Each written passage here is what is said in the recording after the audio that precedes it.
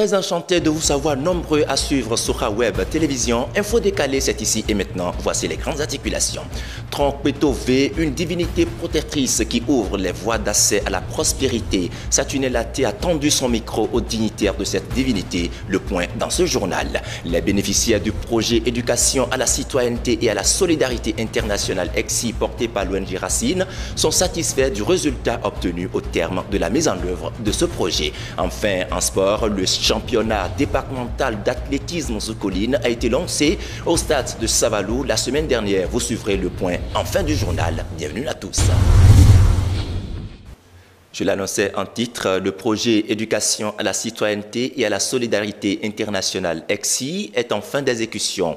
Pour rendre public les impacts de ce projet, l'ONG Racine, qui a piloté ce programme d'éducation, a initié une séance de réédition au profit des encadreurs, enseignants, parents et autorités politico-administratives. La rencontre a lieu la semaine dernière à l'école primaire publique de Gouka. Reportage. Après un an d'exercice, l'heure est au bilan. Le projet EXI, Éducation à la citoyenneté et à la solidarité internationale porté par l'ONG Racine, a organisé une séance de réédition au profit des encadreurs et enseignants des écoles primaires publiques de Gouka Centre, Zongo, Atokolibé, Sako et Mayamon. Plusieurs réalisations liées aux droits des enfants, à la participation des enfants et à l'environnement sain sont enregistrées. C'est une soirée bilan que nous venons de tenir avec tous les acteurs, les parties prenantes pour évaluer un peu le niveau de progrès des enfants. Je pense qu'au thème des présentations et des réalisations que nous avons eues depuis le début de l'année, nous avons des raisons de nous réjouir. Nous ne sommes pas encore au bout, mais nous sommes vraiment sur le chemin, nous sommes sur les rails et les enfants nous ont vraiment émerveillés au-delà de toutes nos attentes. Et je pense que nous devons continuer tel que nous avons entamé avec les enfants là, en étant encore et davantage plus proches d'eux pour pouvoir sortir tout le potentiel qu'ils ont en eux. Grâce à la présentation de Hermé Kodjia, animatrice du projet EXI, et Tobias Gbagidi, responsable d'unité programme de l'ONG Racine, enseignants, parents et autorités politico-administratives présents à cette séance sont satisfaits du résultat obtenu au terme de la mise en œuvre de ce projet. Occasion pour eux de faire des plaidoyers. Dans l'arrondissement de Gouka, de par les critères que vous avez sélectionné, Gouka est le gros gagnant. Donc 3 écoles sur 4.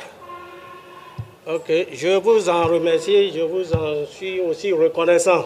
Pour les sorties de masse, j'ai vu les enfants dans les vents en train de taper, danser.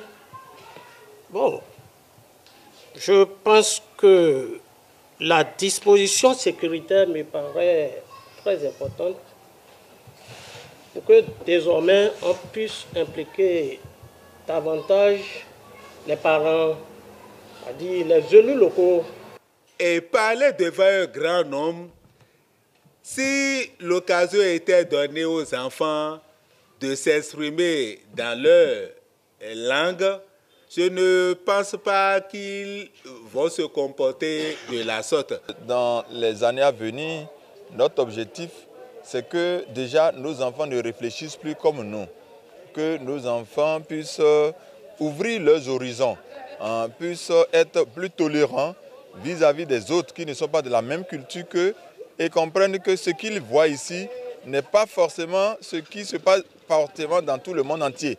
Mais cela cultive en nous l'esprit de tolérance et d'acceptation de l'autre, de savoir que nous n'avons pas forcément les mêmes manières de faire, que la façon dont nous voyons les choses ici, on peut le voir autrement ailleurs.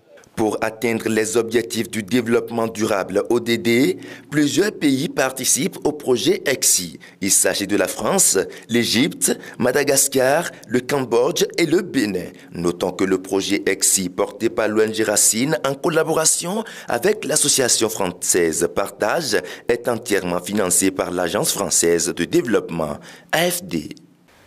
Les acteurs qui militent pour la protection des droits des enfants dans le département des Collines ont célébré le jeudi 6 juillet dernier la journée de l'enfant africain, une célébration en différé sous le parrainage de la préfecture de Dassazoumi. Depuis 1991, La journée de l'enfant africain est célébrée chaque année le 16 juin pour commémorer les enfants tués lors du soulèvement des étudiants à Soweto, en Afrique du Sud, et pour reconnaître leur courage à défendre leur droit à l'éducation. C'est ce devoir de mémoire qui motive l'organisation de la célébration en différé de la journée de l'enfant africain. L'organisation de cette commémoration est portée par un consortium d'organisations qui militent pour la protection des droits des enfants dans le département des Collines. Une journée de souvenirs, de réjouissance, mais aussi de réflexion autour du thème « Le droit de l'enfant dans l'environnement numérique ». Au nom de ses pairs, Constantin Agbouyonkwe a relevé que le thème choisi cette année est d'actualité. Il trouve qu'avec le numérique, les frontières sont levées, mais dans leur rang, peu ont accès aux nouveaux outils de communication. Ce thème est aujourd'hui d'actualité avec la Terre qui devient un village planétaire. Selon un rapport de l'UNICEF publié en 2020, à peine 1% des enfants classés dans les 5 pays les plus pauvres de l'Afrique de l'Ouest et de l'Afrique centrale ont accès à Internet. Le rapport révèle en outre que seuls 5% des enfants et des jeunes âgés de 25 ans ou moins et à peine 13% en Afrique de l'Est et en Afrique australe ont accès à Internet à la maison, contre 59% en Europe de l'Est et en Asie centrale. Les enfants ont le droit au service du numérique, mais ils ne doivent pas en abuser, alerte Tobias Baguedi, responsable d'unité programme Zoukoline de l'ONG Racine. Il interpelle à cet effet la responsabilité des parents. Nous savons tout le bien que nous tirons du numérique, mais en même temps à côté, il y a les conséquences ou bien le côté néfaste du numérique. Donc nous voulons appeler l'attention de chacun, des enfants, des jeunes, mais aussi des parents sur ce côté néfaste. Nous devons permettre un accès au numérique aux enfants, mais un accès contrôlé pour le respect de leurs droits. Au-delà de la charge des parents, le préfet du département des Collines attend des acteurs de la protection des droits des enfants du département des Collines une réflexion sur le code juridique qui cadre l'accès des enfants au numérique et à la digitalisation. À l'occasion de la célébration de cette journée, le préfet du département des Collines nous invite, nous les acteurs de la protection de l'enfant, à réfléchir sur le cadre juridique et institutionnel à mettre en place pour mieux encadrer l'accès des enfants au numérique et à la digitalisation. Parce que l'utilisation, l'accès des enfants au numérique présente à la fois des avantages et des inconvénients. Et c'est conscient de cela que le préfet a demandé qu'à la suite de cette célébration, tous les acteurs de la protection de l'enfant dans le département des Collines, que nous puissions faire des propositions de mesures législatives et réglementaires à mettre en place pour protéger les enfants contre les nouvelles formes de violence qui sont développées à travers l'utilisation des réseaux sociaux et autres. Concours de danse, la chorégraphie et le sketch sont entre autres les moments de distraction qui ont meublé cette 33e édition de la journée de l'enfant africain. La divinité Tron-Kwetové protège ses adeptes contre les mauvais sorts. En tout cas, c'est ce qu'on pouvait comprendre des propos de Sénakmon Madou Léopold, un des dignitaires de la dite divinité. Saturné Laté lui a tendu son micro. Voici sa réaction. Le Tron-Kwetové, c'est une divinité qui est protecteur du mal. C'est une divinité qui nous fait prospérer, qui nous donne la vie. Le Tron a quitté le Ghana, est venu au Togo. Du Togo, c'est venu au Bénin. Donc c'est une religion importée. C'est une religion importée et qui nous protège de la sorcellerie. La sorcellerie, n'importe quelle sorcier. Si les interdits, tu respectes tout, il n'y a pas de problème.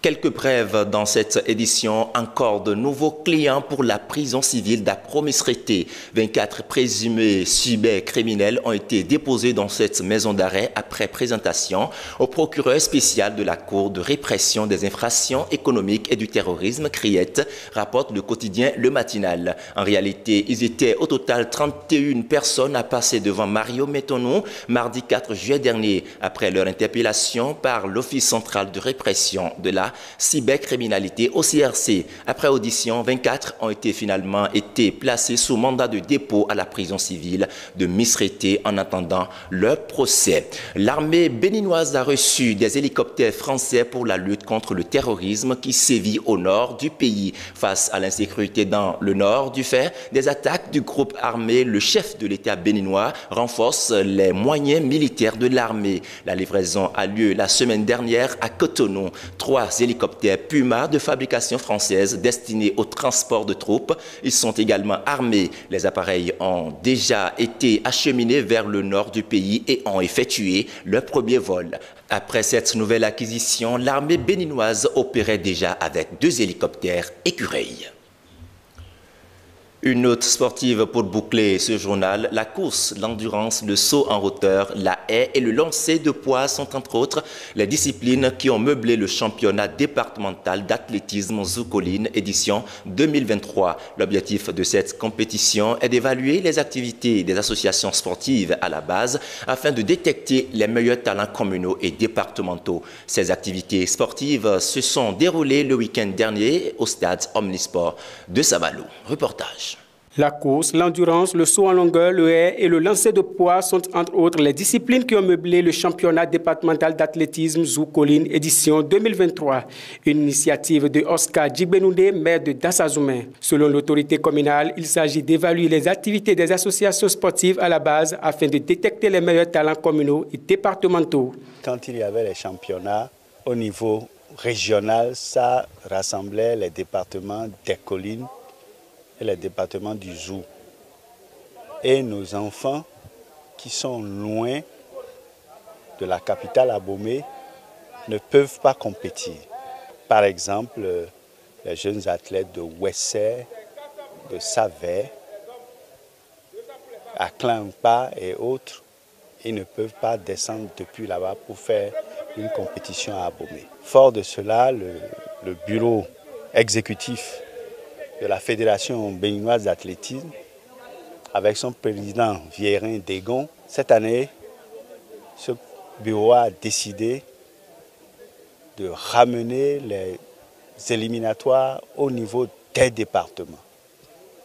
Donc c'est à ce titre que nous sommes aujourd'hui 1er juillet à Savalou pour pouvoir faire les Jeux départementaux des collines. Le sport n'est pas seulement une activité masculine. Les filles ont également une place prépondérante selon Hassen Agbaka, secrétaire général du comité d'organisation. Nous leur demandons de bien vouloir laisser les enfants à la disposition des associations qui vont les faire compétir au cours des compétitions organisées par la Ligue. Nous demandons alors aux parents de tout faire pour accepter, pour laisser leurs enfants participer à ces activités. Parce qu'aujourd'hui, le président même le sait, tous les ministres, tous ceux qui sont là dans le cadre du sport savent qu'aujourd'hui, le sport est le moteur du développement d'un pays. Pour le compte de cette journée, plusieurs catégories de talents ont été distinguées. Dans la catégorie 5000 mètres hommes, c'est Wendo Rodrigue de AS Colline qui s'impose. Dans la catégorie 1500 mètres femmes, c'est le Kono Ayens du club Léopard qui tient la tête. Au terme de cette compétition, ils expriment leur satisfaction. Moi, j'ai participé à une activité de 5000 mètres. On était au nombre de 2 à participer, je suis le premier. Je m'entraîne très souvent pour être un bon athlète depuis mon enfance. C'était l'objectif. Et pour compétir aussi à des grandes compétitions. Ça n'a pas été facile pour moi parce que je suis une coureuse de demi-fond 800 et 1500. Donc comme c'est une épreuve, comme c'est l'épreuve combinée, on n'a pas le choix. Il y a de vitesse, il y a l'endurance aussi. Donc comme j'essayais un peu dans les demi-fonds, c'est pourquoi Je me suis dérangée un peu, je me suis forcée. Il faut noter pour finir que pour les 200 mètres femmes, c'est le Dossa 302 Yindé Maltide de l'association Ange de Dassa qui occupe la première place avec une performance de 32 secondes 16. Gagan Pascaline de AS Colline s'ensuit avec une performance de 32 secondes 58. Pour le lancer de poids, c'est Huéou Aron qui s'impose avec une performance de 10 mètres 45. C'est sur ces notes sportives que nous fermons cette édition de Info Décalée. Merci de l'avoir suivi et à la prochaine.